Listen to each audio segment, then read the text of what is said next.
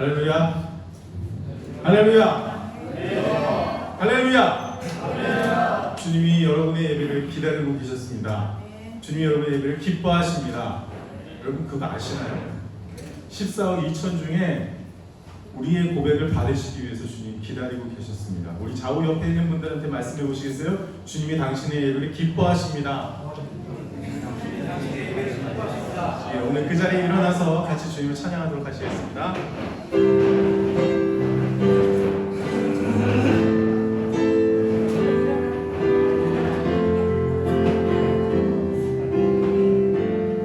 함께 고백하시죠.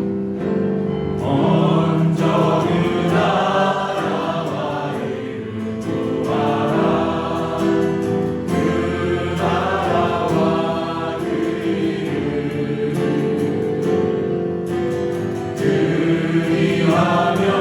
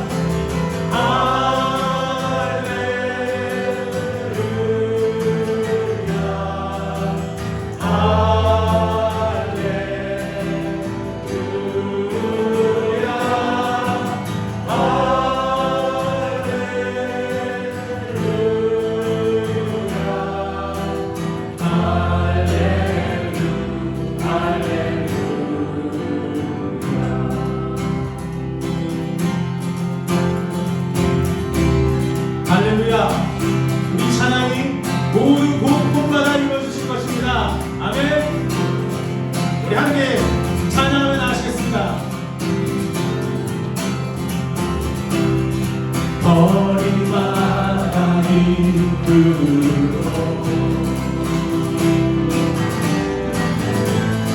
죽을 주례하시고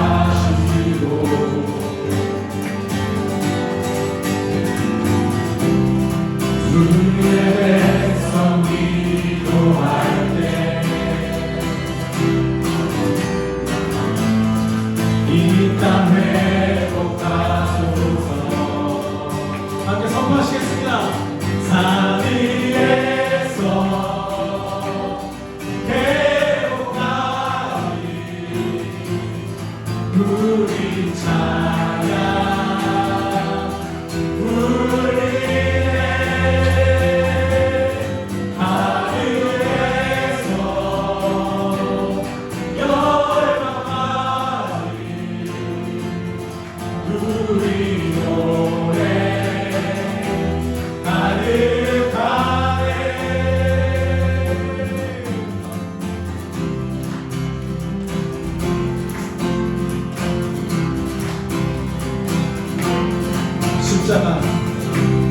십자가 앞에 갈 때 주의 빛 비추시고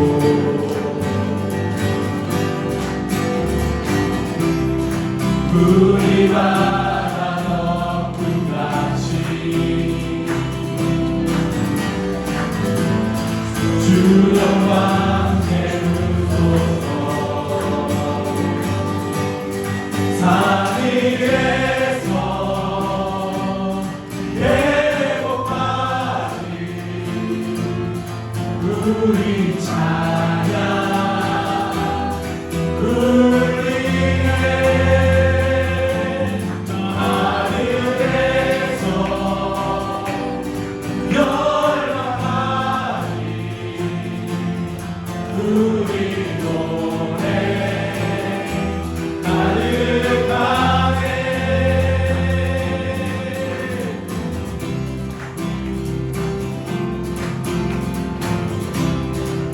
다시 한번 찬양하시겠습니다.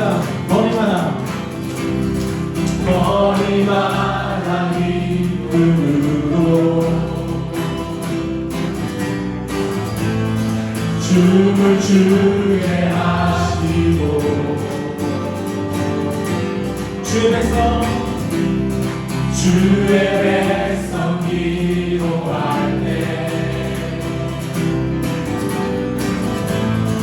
이 땅 회복하소서. 산 위에서 회복하리 우리 찬양 울리네.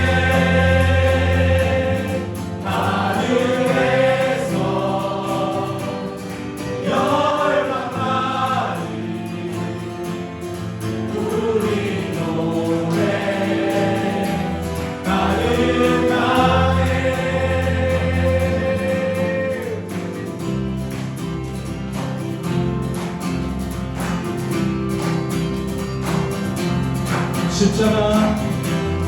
십자가 앞에 날 때 주의 빛 비추시고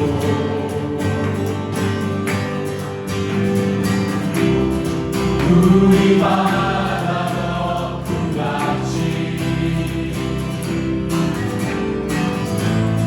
주 영광 채우소서. 그렇습니다.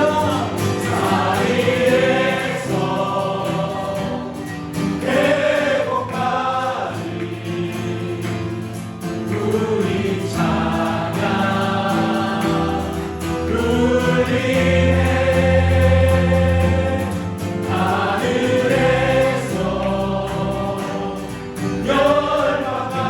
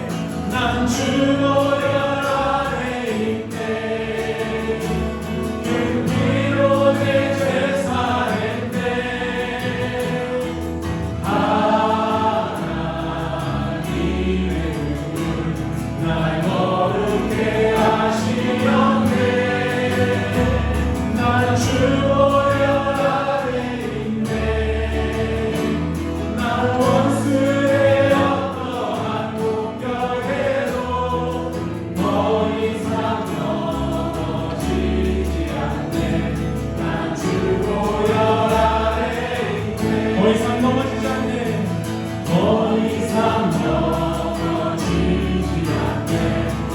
죽어야 해. 난 죽어야 난 죽어야 해. 난 죽어야 해.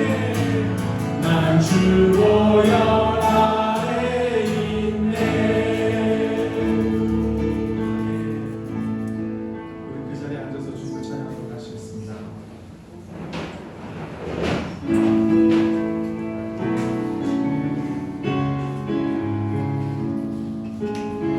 우리가 이 땅에 있는 동안 우리가 주님을 바라보는 그 시선이 오늘 지금 드리는 이 고백이 되었으면 합니다.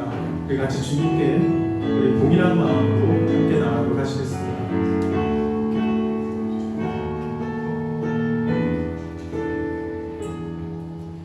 주님 큰 영광 받으소서.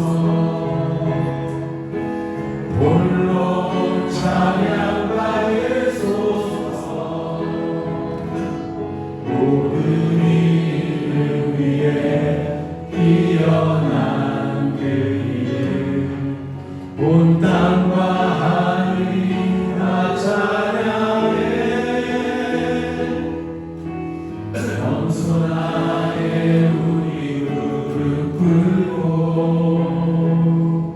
주 이름 앞에 영광 올리세. 모두 절하세. 독생자 예수 주님께 찬양 드리니 모든 영광과 존귀와 능력 받으소서. 받으소서. 영광과 존귀와 능력 받으소서. 받으소서. 그리스도 살아계신 하나님.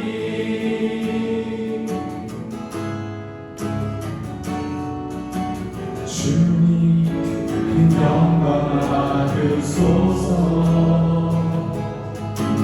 홀로 찬양 받으소서. 모든 이름 위에 뛰어난 그 이름 온 땅과 하늘이 다 찬양해. 겸손하게 우리 무릎 꿇고 주 이름 앞에 영광 올리세. 모두 절하세. 독생자 예수 주님께 찬양 드리니 모든 영광과 존귀와 능력 받으소서. 받으소서. 영광과 존귀와 능력 받으소서. 받으소서. 그리스도 살아계신 하나님. 모든 영광과 존귀와 능력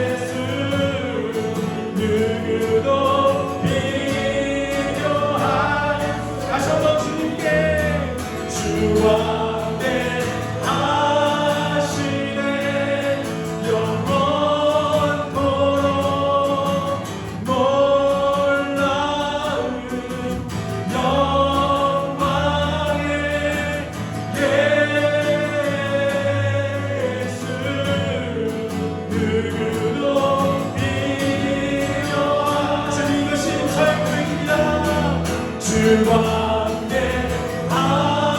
하시네 영원토록 놀라운 영광의 예수 누구도 비교할 수 없는 주는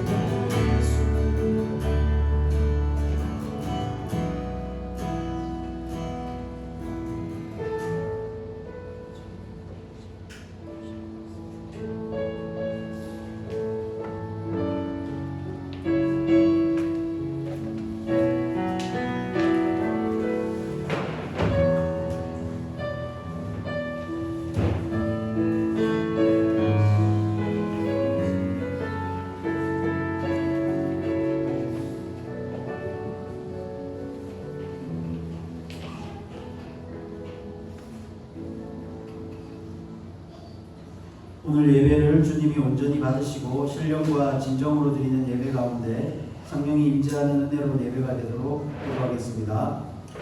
오신 아버지 하나님, 주님 마지막에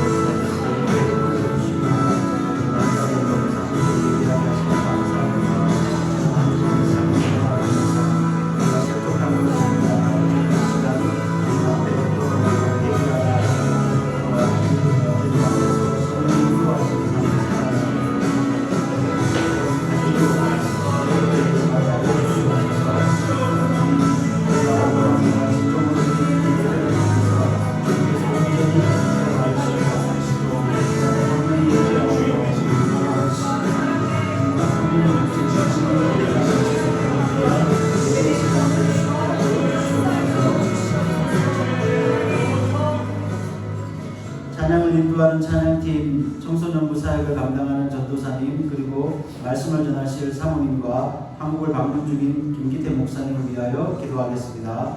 조신 아버지 하나님, 저희가 예배를 드리기 앞서서 찬양을 인도하시고 찬양팀, 그리고 하시는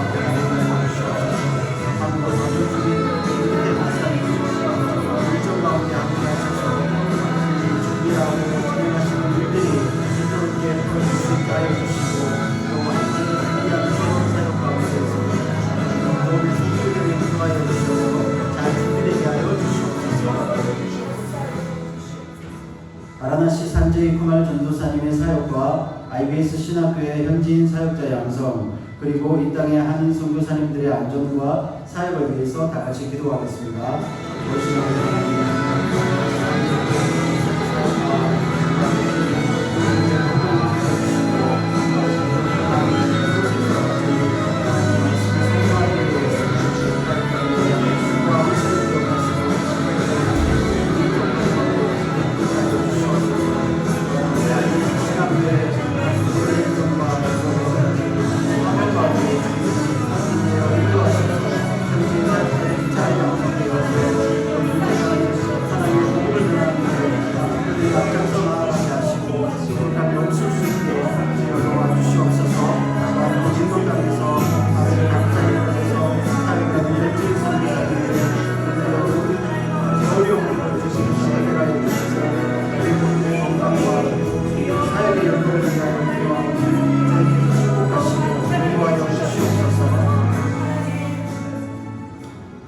새로 오시는 이용복 목사님과 김민 사모님을 위해서 모든 준비 과정이 순조롭게 진행될 수 있도록 다 같이 기도하겠습니다.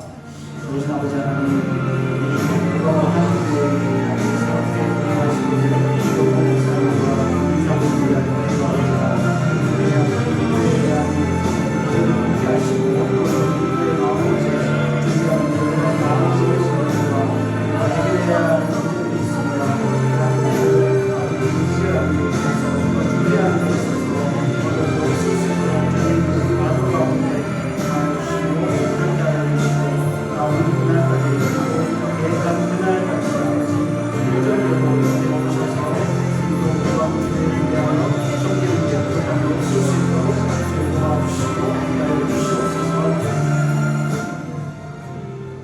참 좋으신 아버지 하나님, 거룩한 주일을 지키고 함께 모여 예배할 수 있음에 감사를 드립니다. 여름 방학을 맞아 한국을 방문 중인 성도들과 아이들이 한국에서 재충전과 충분한 쉼을 누릴 수 있도록 하여 주시고, 이곳에 홀로 남은 집사님들과 또 다른 성도님들의 건강을 지켜주시옵소서. 주님, 우리의 삶 가운데 늘 감사와 은혜가 넘치길 기도합니다. 우리의 시선이 주님을 향하길 원하고 주님의 마음을 닮아가길 원합니다. 우리 안에 거하는 성령의 능력으로 우리의 삶이 변화되길 원합니다. 그리하여 세상 속에서 믿는 자로서 구분되고 향기나는 우리가 되게 하여 주시옵소서. 말씀을 전하시는 이문희 사모님께 성령이 함께 하시고 전하시는 말씀에 능력과 힘이 더하여지게 하여 주시옵소서. 감사합니다. 예수님의 이름으로 기도합니다. 아멘.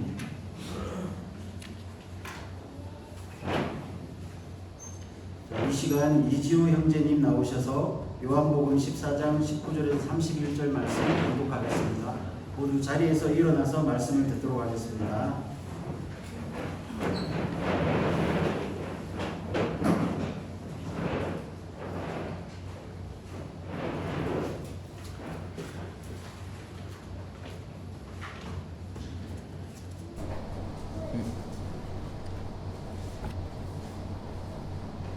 조금 있으면 세상은 다시 나를 보지 못할 것이로되 너희는 나를 보리니 이는 내가 살아있고 너희도 살아있겠음이라. 그날에는 내가 아버지 안에 너희가 내 안에 내가 너희 안에 있는 것을 너희가 알리라. 나의 계명을 지키는 자여 나를 사랑하는 자니 나를 사랑하는 자는 내 아버지께 사랑을 받을 것이요 나도 그를 사랑하여 그에게 나를 나타내리라. 바로신 아닌 유다가 이르되 주여 어찌하여 자기를 우리에게는 나타내시고 세상에는 아니하려 하시나이까. 예수께서 대답하여 이르시되 사람이 나를 사랑하면 내 말을 지키리니 내 아버지께서 그를 사랑하실 것이요 우리가 그에게 가서 거처를 그와 함께 하시라. 나를 사랑하지 않은 자는 내 말을 지키지 아니하나니 너희는 듣는 말은 내 말이 아니요 나를 보내신 아버지의 말씀이니라. 내가 아직 너희와 함께 있어서 이 말을 너희에게 하였거니와 보혜사 곧 아버지께서 내 이름으로 보내실 성령 그가 너희에게 모든 것을 가르치고 내가 너희에게 말한 모든 것을 생각나게 하리라. 평안을 너희에게 끼치노니 곧 나의 평안을 너희에게 주노라. 내가 너희에게 주는 것은 세상이 주는 것과 같지 아니하니라. 너희는 마음에 근심하지도 말고 두려워하지도 말라. 내가 갔다가 너희에게로 온다 하는 말을 너희가 들었나니 나를 사랑하였더라면 내가 아버지께로 감을 기뻐하였으니라. 아버지는 나보다 크심이라. 이제 일어나기 전에 너희에게 말할 것은 일이 일어날 때 너희로 믿게 하려 함이라. 이후에는 내가 너희와 말을 많이 하지 하리니 이 세상에 임금이 오겠음이라. 그러나 그는 내게 관계할 것이 없으니 오직 내가 아버지를 사랑하는 것과 아버지께서 명하신 것대로 행하는 것을 세상에 하려 함이로라. 일어나라, 여기를 떠나자 하시니라. 아멘.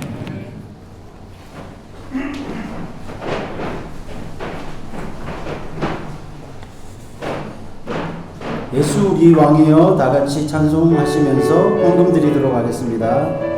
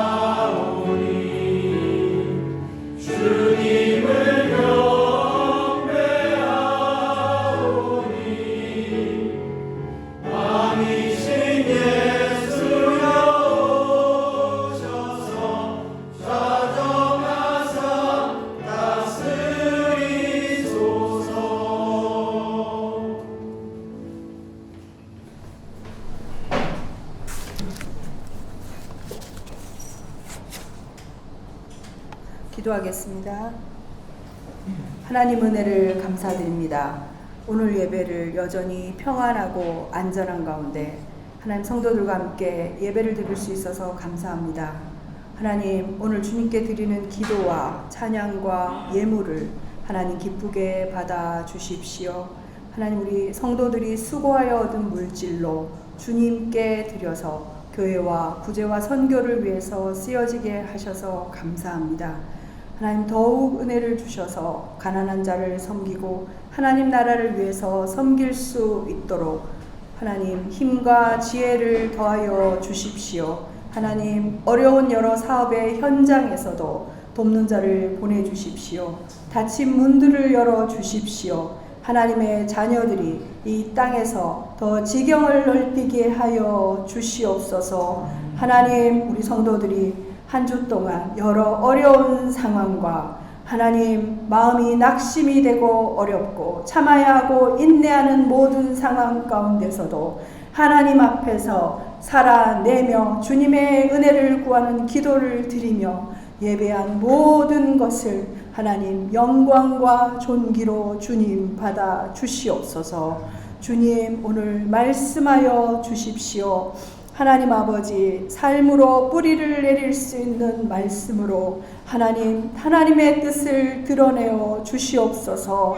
하나님, 지친 성도들의 마음을 위로하여 주시고 연약해지고 막막한 심령에는 성령으로 새로운 생기를 부어 주시옵소서. 주님의 뜻을 따라 더 힘을 낼 수 있는 믿음을 허락해 주십시오. 주님 감사합니다. 예수님의 이름으로 기도합니다. 아멘. 아멘. 오늘 새로 오신 분이 계셔서 김란하 집사님이십니까? 김란하 어디 계세요? 안녕하세요. 네, 출장 오셨다고 합니다. 네, 반갑습니다. 네.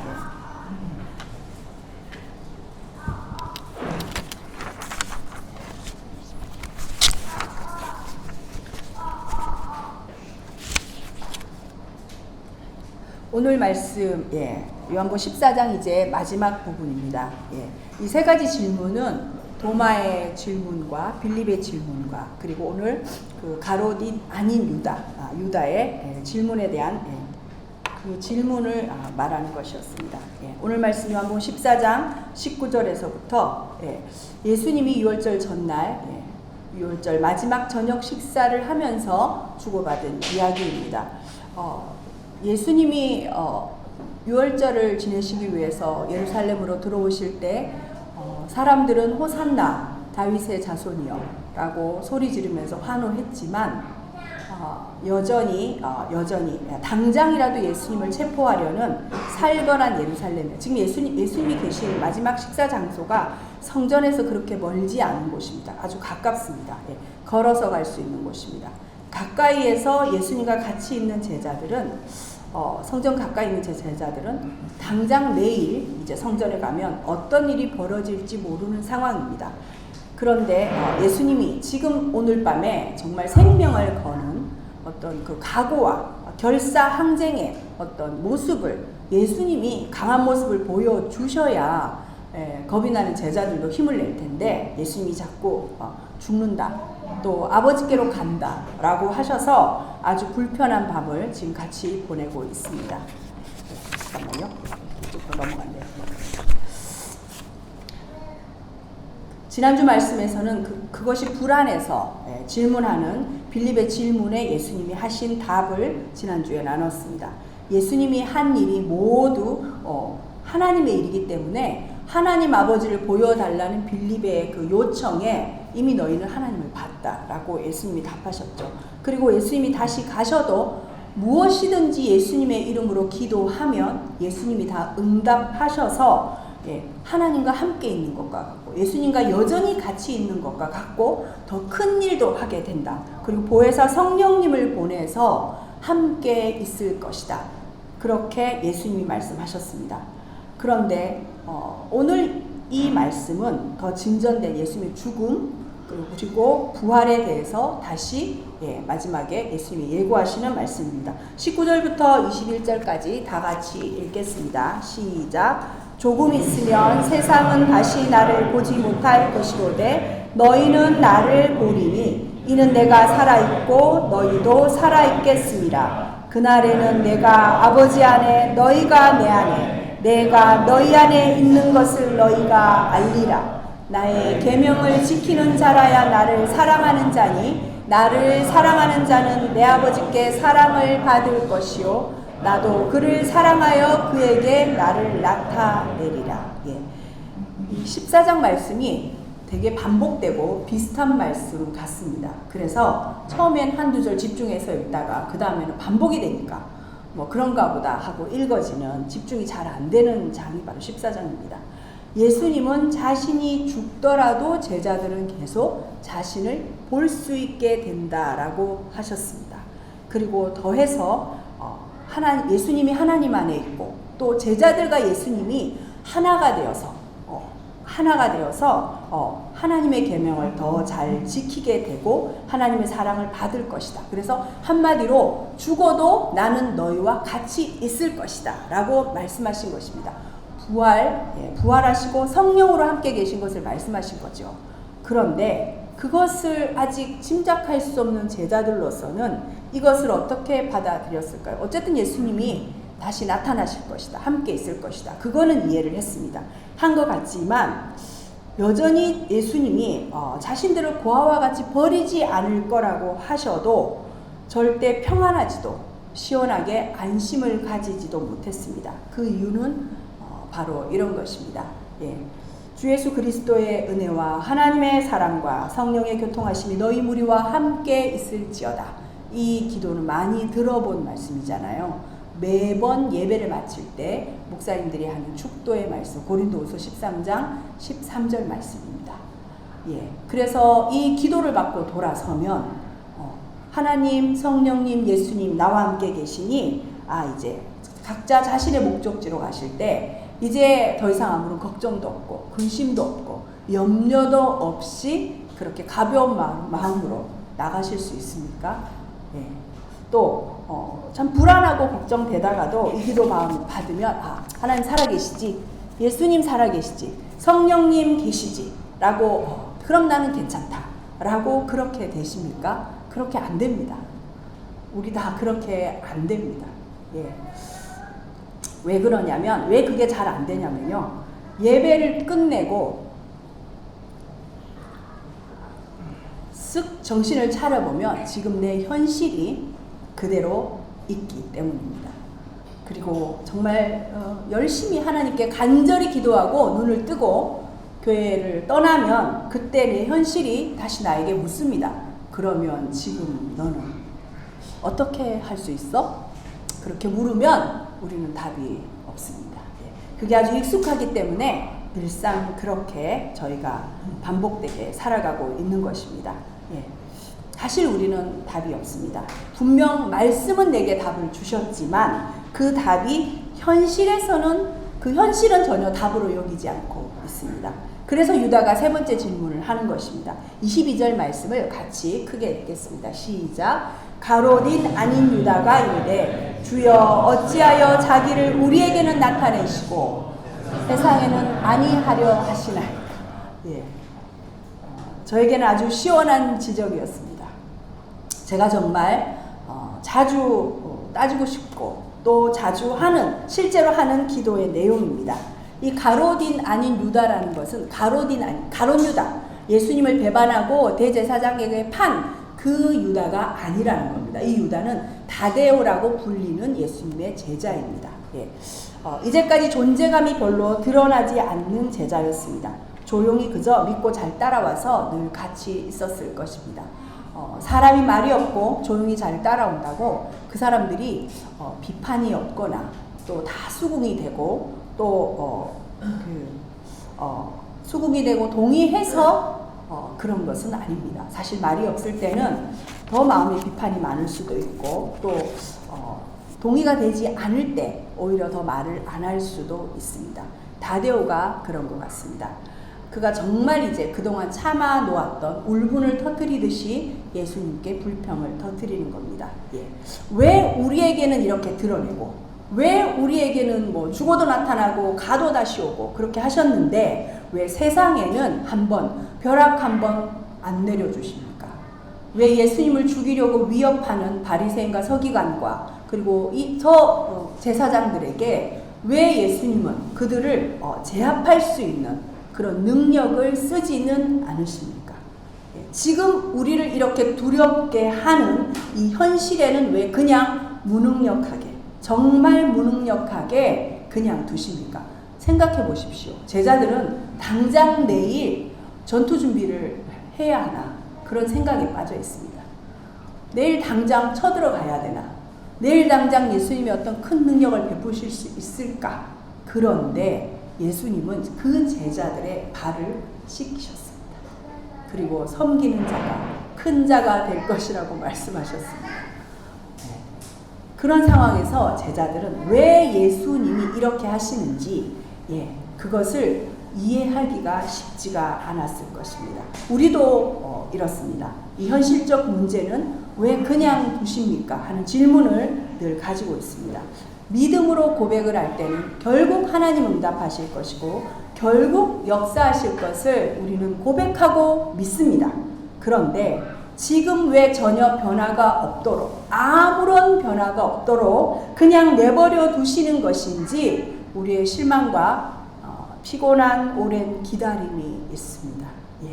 지금 나에게는 만약에 하나님이 은혜를 아예 안 주시고 감동도 안 주시고 말씀을 안 하시면 내가 믿음이 없고 기도가 부족해서 하나님이 전혀 움직이시지 않는구나라고 할 텐데 하나님은 나에게는 감동을 주시고 눈물을 주시고 기쁨과 확신과 그리고 기대를 주셔서 기대에 부풀었다가도 현실에서는 좀처럼 변화가 일어나지 않아서 상황은 여전히 그런 상황이 여전히 있습니다. 기도할 때 종종 그래서 제가 하나님께 하나님 저한테 이러지 마시고 저한테만 계속 감동 주고 말씀하시고 또 약속하시고 그렇게 하지 마시고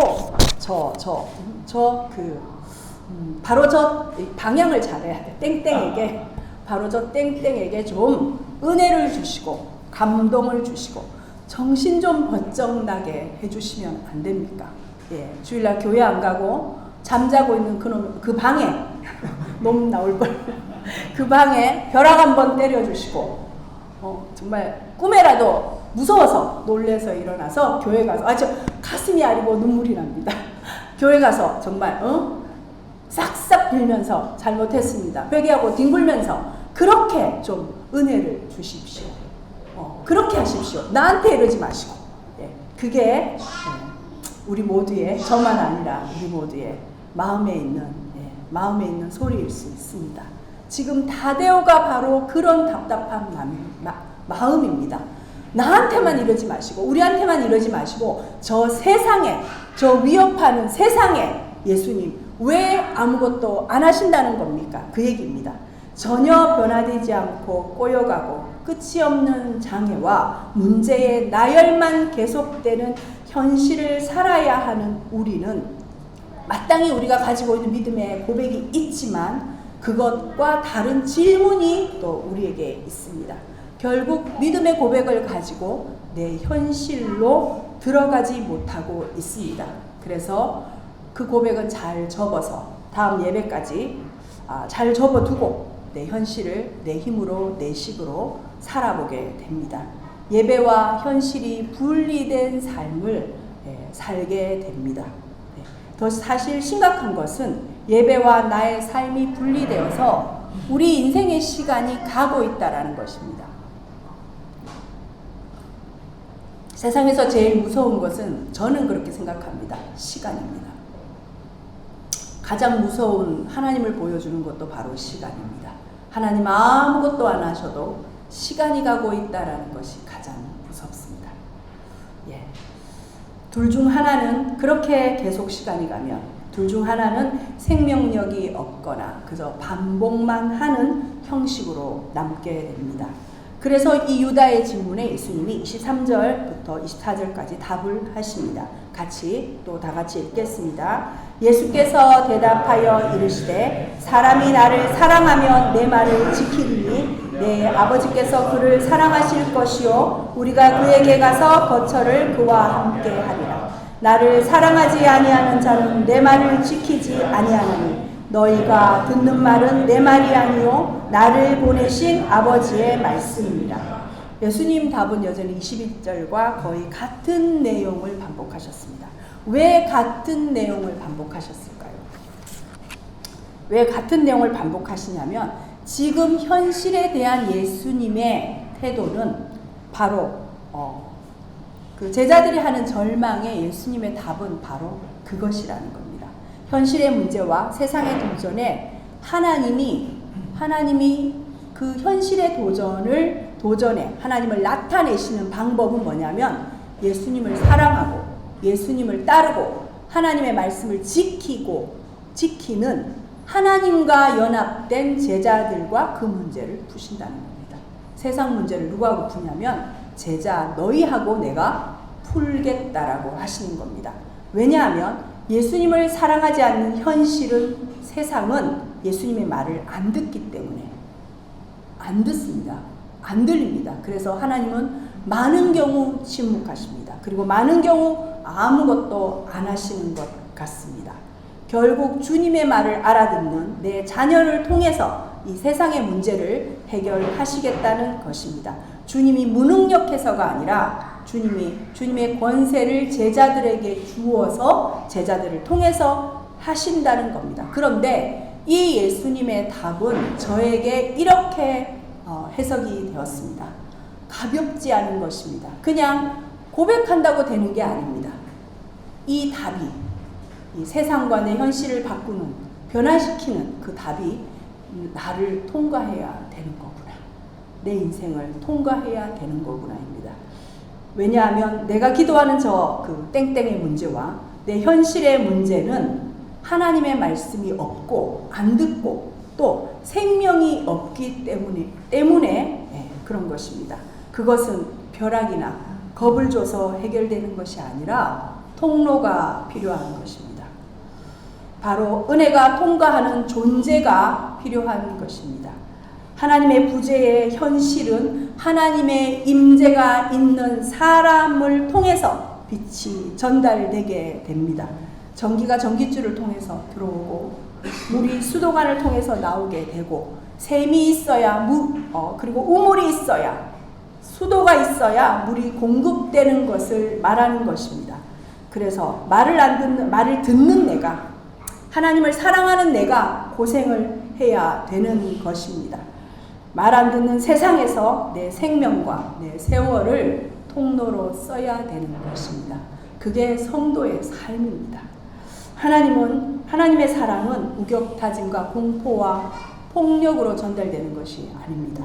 폭력으로 한 사람의 영혼이 고귀한 그리스도의 사랑에 굴복되지는 않습니다. 사랑은 힘으로 전달하는 것이 아니기 때문입니다. 결국 우리는 너무나 큰 부르심을 사실은 받은 것입니다. 성도는 큰 부르심을 받은 사람들입니다. 그것을 인지하든 인지하지 않든 성도는 이런 부르심을 받은 사람들입니다. 지금 내 현실과 이 문제 덩어리가 나와 연결되어서 하나님의 은혜를 전달받아야 하는 것입니다. 부모가 바로 이런 것입니다. 부모가. 아버지라는 존재, 엄마라는 존재는 정말 큰 부르심입니다.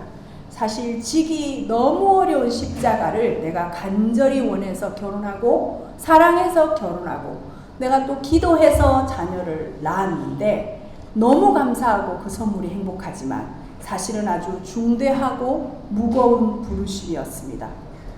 우리 모두 부모 노릇하는 것에 무기력하고 실패감을 가지고 있을 것입니다. 부모가 된 것은 누구나 알 것 없이 십자가 같은 고난의 길을 부르심으로 받은 것입니다. 부모인 내가 하나님의 말을 알아듣는 내가 순종하는 통로가 되어야 합니다. 무거운 짐입니다. 사실 지금도 후회가 많지만 앞으로도 정말 제가 획기적으로 잘할 것 같지 않은 사명입니다. 그러나 유일하게 나만 질 수 있는 사명이 바로 부모입니다. 그리고 사회적으로 또 내 역할을 하며 살 때도 우리는 세상과 내 현실 앞에 자주 무기력한 존재인 것을 알게 됩니다. 내가 해결하고 뚫어나가야 되는 문제들이 정말 모든 것들이 한 방을 해결하는 어떤 기적을 망상처럼 기대하지만 사실 아무 방법이 없어서 시간이 흘러가고 있는 것입니다. 되게 문제가 척척 잘 풀리는 그 시즌을 살고 있는 주변 친구들은 전혀 의미 없는 조언을 합니다. 조언이 의미가 없는 이유는 지금 우리의 문제는 어떻게 설득하고 잘해서 해결할 수 있는 게 아니고 또 파이팅! 아니면 으쌰 잘할 수 있어 그렇게 해서 해결할 수 있는 것이 아닙니다. 하나님이 풀어주셔야 합니다. 현실은 나에게 연결되어 있어서 하나님이 이것을 풀어주셔야만이 풀리는 것입니다.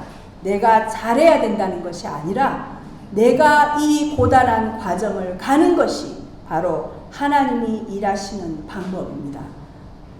저도 이것을 배우느라 고생을 한 것 같습니다.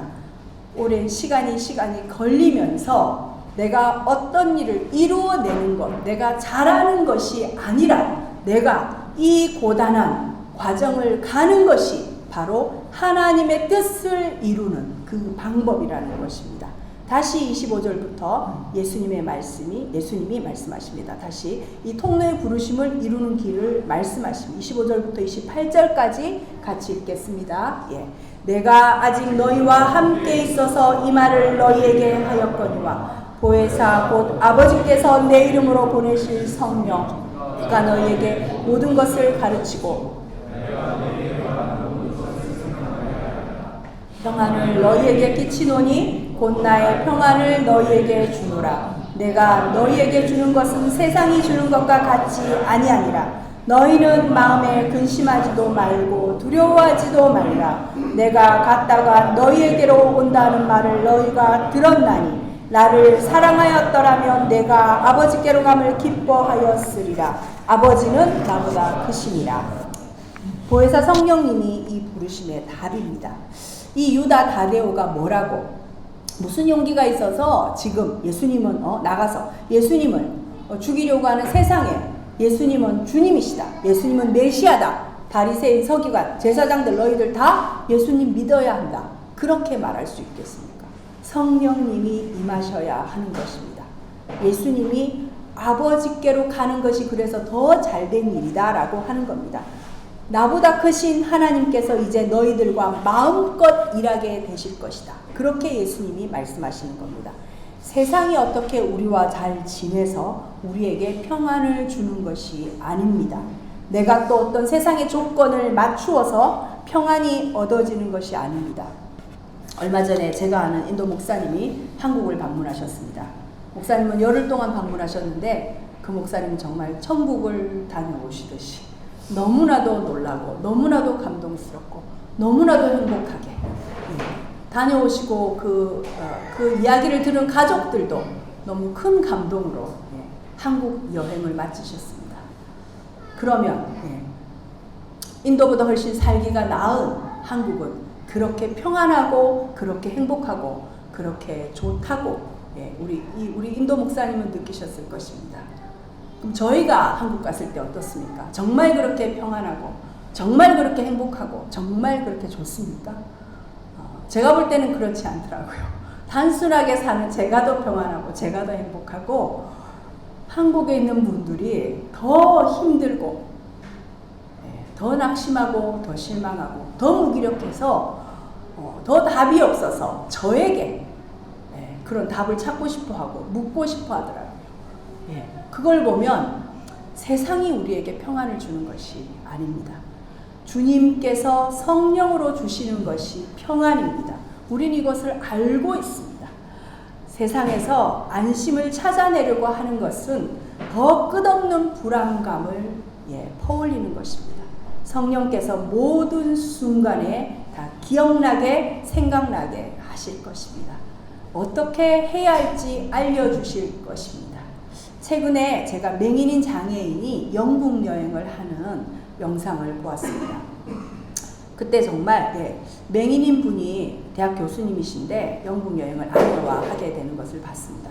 근데 제가 그때 특이한 게 맹인이 여행을 할 때는 어떻게 여행하나 봤더니 아내가 끊임없이 말로 설명을 해주더라고요. 그러니까 그 영국 런던에 2층 버스를 타고 2층에 타고 가면 바람도 불고 막 소리도 막 나잖아요, 그죠? 근데 그 소리가 막 그 2층 버스를 타고 가면서 보이는 모든 것을 아내가 다 설명해 주는 거예요. 저 다리, 저 건물, 저 유적지 다 말로 설명해 주고 그 맹인은 아내가 하는 설명을 듣고 이렇게 눈을 감고 어둠 속에서 상상해 내어야 했습니다.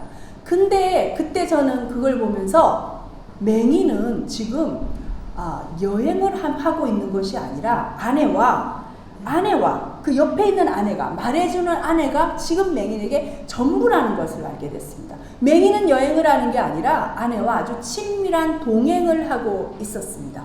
그 아내가 없으면 맹인은 아무것도 못하고 아무것도 안 보입니다. 그 친밀한 관계, 아내와의 친밀한 관계가 맹인에게는 전부이더라고요. 우리도 영적으로 그리고 존재적으로 시간적으로 맹인입니다. 바로 한 시간 앞도 모릅니다. 내 현재와 그리고 변수가 만들어내어서 다가올 미래 전혀 우리는 모릅니다.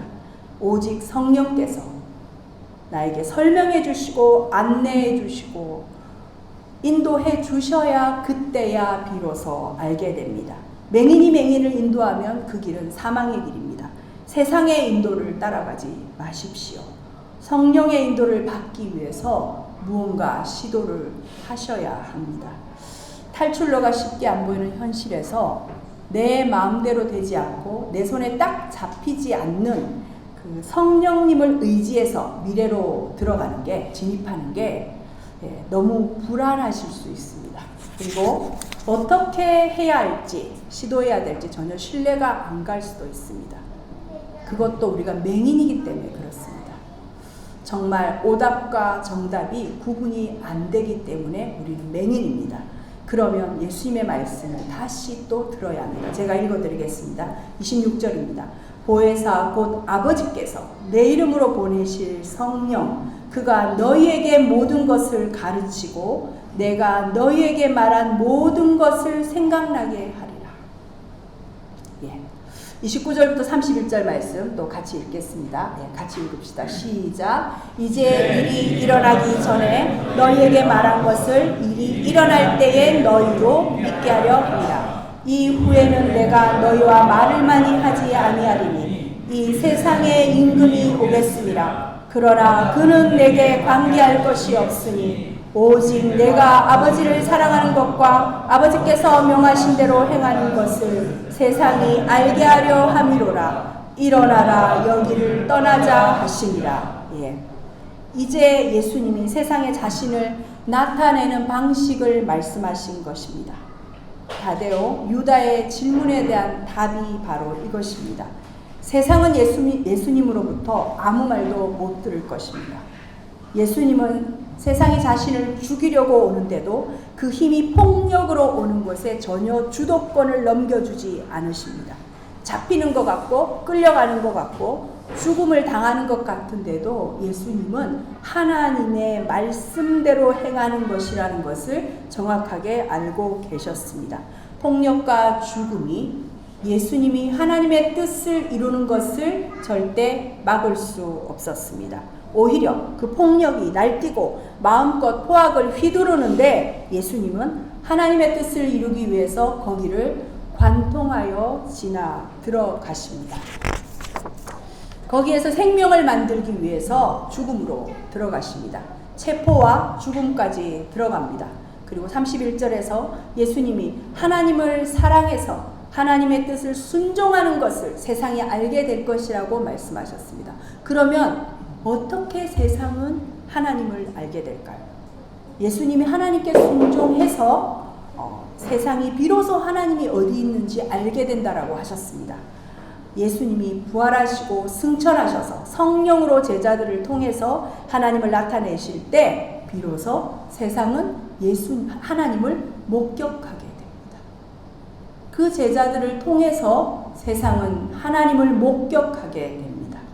마찬가지로 우리도 하나님의 뜻에 순종해서 내가 통로가 되어서 세상이 하나님을 보게 되는 것입니다.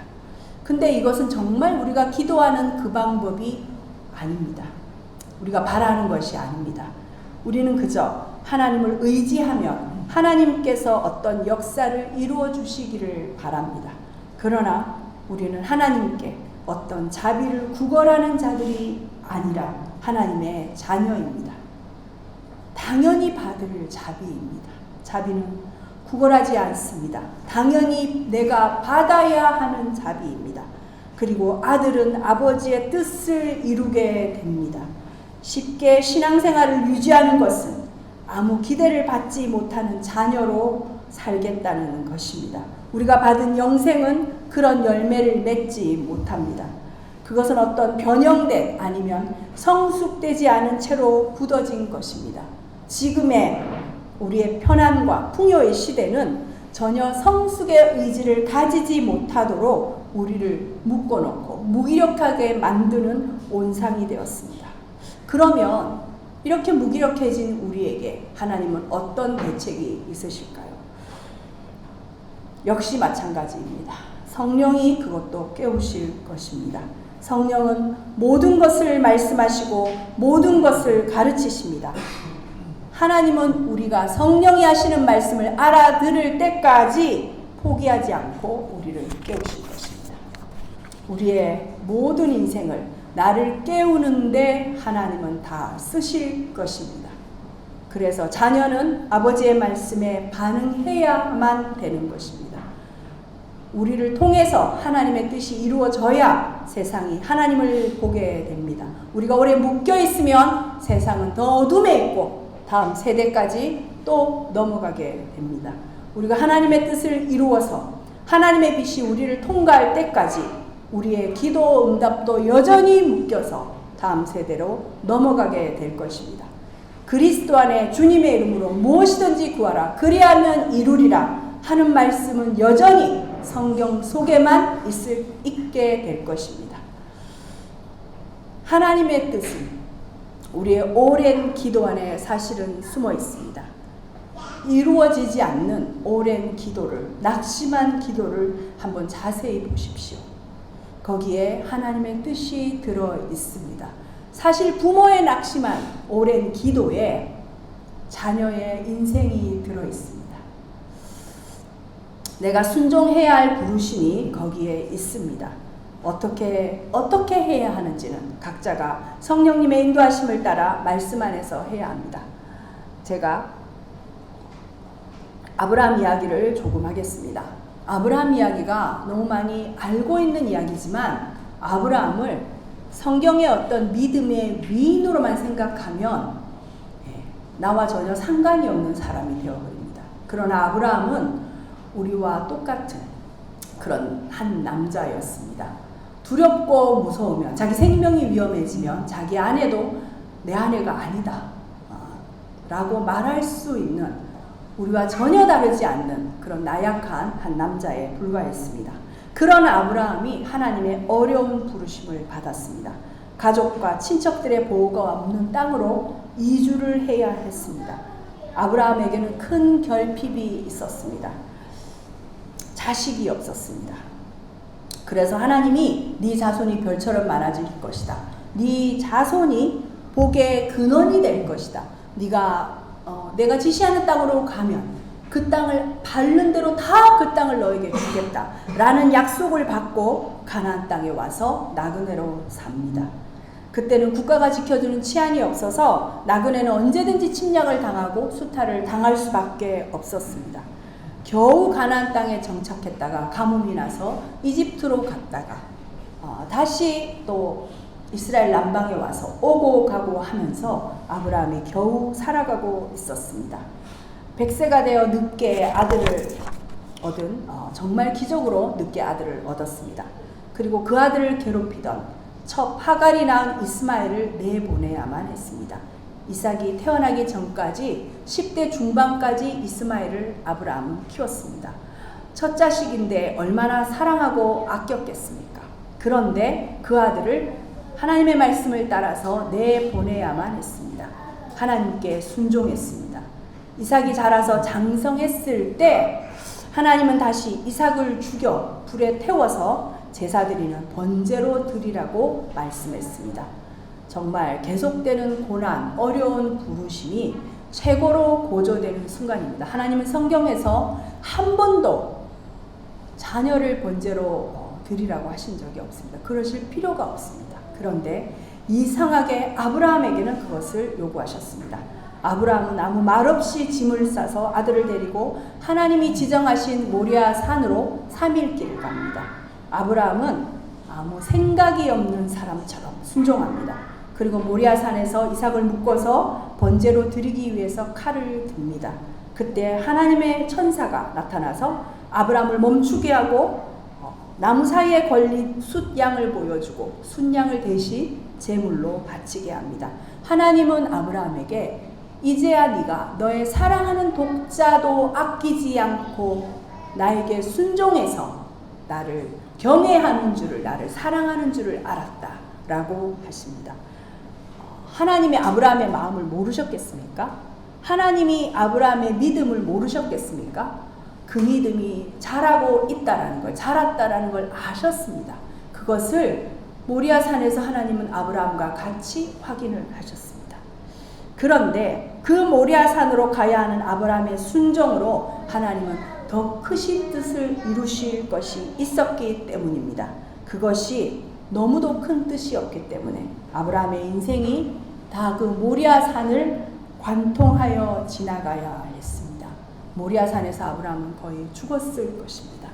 100세에 얻은 유일한 아들을 포기하고 자신이 죽여야 되는 아버지는 얼마나 더 스스로 죽은 자가 되었겠습니까? 아브라함이 죽음을 통과하여 해서 순종해야 하는 이유는 바로 그 일이 만들어낼 하나님의 뜻이 있었기 때문입니다. 아들 하나 받는 아브라함의 기도가 이렇게 어려운 시험과 과정을 계속 가야 하는 것이었을까요? 왜 이렇게 어려운 난간을 하나님은 계속 이어가는 걸까요? 다른 것은 응답을 잘 하시면서 내게 가장 중요한 기도 제목, 그것은 왜 그렇게 인색하게 어렵게 인도하시는 것일까요? 믿음을 가지고 좀 살아오려는 사람들은 다 경험하는 것입니다. 바로 그 이유가 그 기도에, 그 바람에 하나님의 뜻이 딱 들어있기 때문입니다. 모리아산은 1000년 뒤에 아브라함의 자손인 솔로몬이 그곳에 성전을 세울 곳입니다. 그리고 다시 1000년이 지나면 이 모리아산이 있는 예루살렘 한 언덕에 하나님의 아들 예수 그리스도가 메어 달립니다. 바로 이 요한복음에서 제자들과 마지막 식사를 하고 계신 그리스도가 내일 십자가에 메어 달리는 바로 그곳입니다. 아브라함은 죽음까지 순종해서 하나님의 뜻을 이루어냅니다. 모리아산에서 이삭 대신 제물로 바쳐진 숫 양은 예수님, 바로 지금 제자들과 마지막 식사를 하고 계신 바로 그분을 말하는 것이었습니다. 하나님은 아브라함의 하나님에 대한 사랑의 순종 위에 십자가의 구원을 세우십니다. 내 아들 이삭을 죽이지 않고 내 아들을 잡아 죽여서 너와 내 아들에게 영원한 생명을 주고 너의 자손에게 영원한 생명을 주겠다라는 그 말씀을 모리아산에서 하신 것입니다. 이 약속을 우리 모두에게 모리아산에서 하시려고 바로 아브라함은 이삭을 데리고 그 산으로 올라가야 했던 것입니다. 바로 우리의 기도 응답이 안 되는 마음의 맺힘, 제가 처음에 한 맺힘이라고 썼습니다. 그리고 그것을 지웠습니다. 너무 심한 것 같아서. 한 맺힘이 정확한 겁니다. 한 맺힌 기도와 기다림에 하나님의 의지와 뜻이 거기에 들어 있습니다. 빨리 응답 안 해주는, 빨리 응답 못 해주는 하나님의 의지가 그곳에 들어 있습니다. 나 하나 만족시키는 기도가 아니기 때문입니다. 나 하나 잘 살게 하는 것이 목적이 아니기 때문입니다. 그래서 그렇게 쉽지 않은 것입니다. 더 크고 더 긴 이야기가 거기에 있고 더 엄청난 것을 하나님은 만들고 계시기 때문에 그렇습니다. 31절을 다 같이 한번 읽겠습니다. 오직 내가 아버지를 사랑하는 것과 아버지께서 명하신 대로 행하는 것을 세상이 알게 하려 함이로라. 일어나라 여기를 떠나자 하신다. 하나님은 왜 우리를 인도로 부르셨을까요? 인도에서 우리의 삶과 일과 관계 그리고 예배는 지금 무엇을 만들고 있을까요? 이것은 성도가 어디에 가고 성도가 그곳에서 예배를 드리고 성도가 그곳에서 고생을 하고 성도가 그곳에서 실패를 하고 성공을 하고 그 모든 것은 성도 그 한 사람만의 일이 아닙니다. 한 사람 잘 되자고 한 사람 뜻을 이루자고 이루어지는 일은 절대로 아닙니다. 하나님은 그것으로 하시는 일이 있으십니다. 이 땅에서 드리는 예배와 우리의 오래 응답되지 않는 기도와 나의 포기할 수 없는 현실의 문제는 어떤 흔적을 만들고 있을까요? 어쩌면 우리의 삶과 사업에 고전을 하면서도 기도하고 예배하며 하나님의 뜻이 이루어지기를 위해서 살아낸 이 땅의 흔적은 하나님의 크신 구원의 아주 중요한 한 조각을 만들고 있는 것입니다. 하나님을 끝까지 사랑하시고 끝까지 순종하시기를 바랍니다. 매일매일 보기 못하는 꿈을 성령의 임재로 충만한 기도로 녹여내시고 계속 전진하십시오. 세상이 하나님을 알게 되고 내 기도가 바로 하나님의 뜻 안에 들어가 아버지의 말씀을 이루게 되실 것입니다. 하나님을 끝까지 신뢰하고 매일매일 인도하시는 성령님을 따라가십시오. 우리의 시간 저 끝에서 우리 주님이 인정해 주시는 승리와 칭찬과 영광을 보게 될 것입니다. 기도하겠습니다. 기도합시다. 하나님, 우리를 다 아십니다.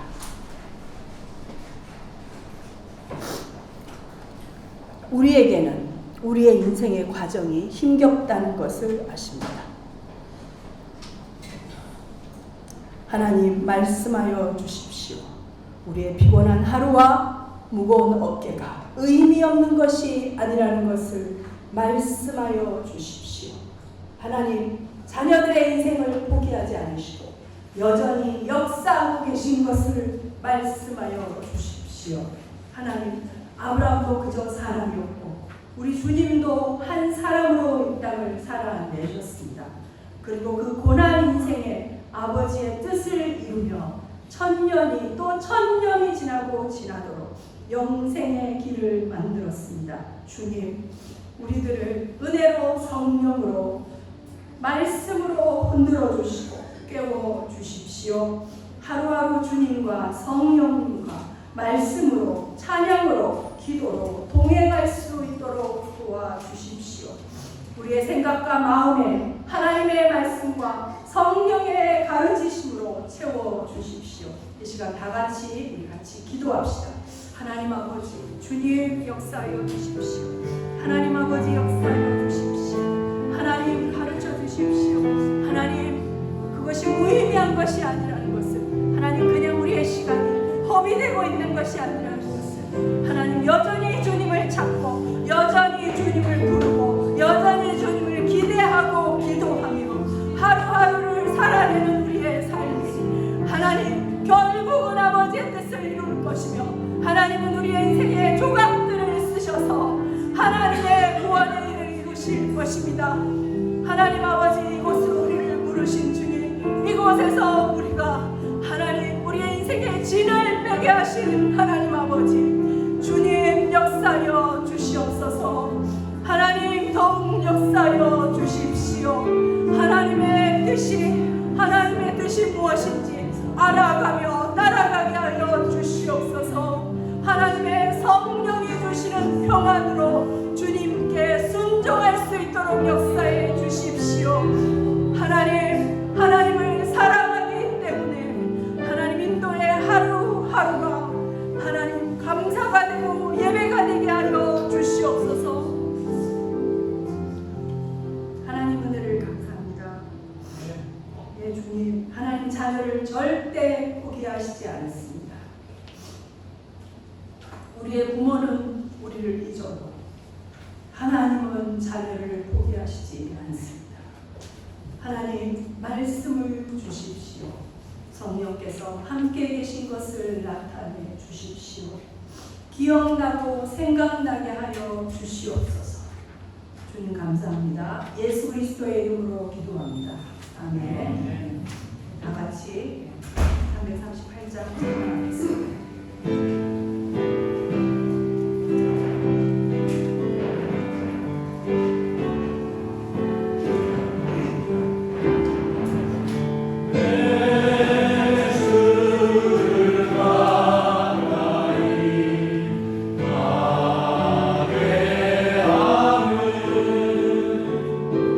시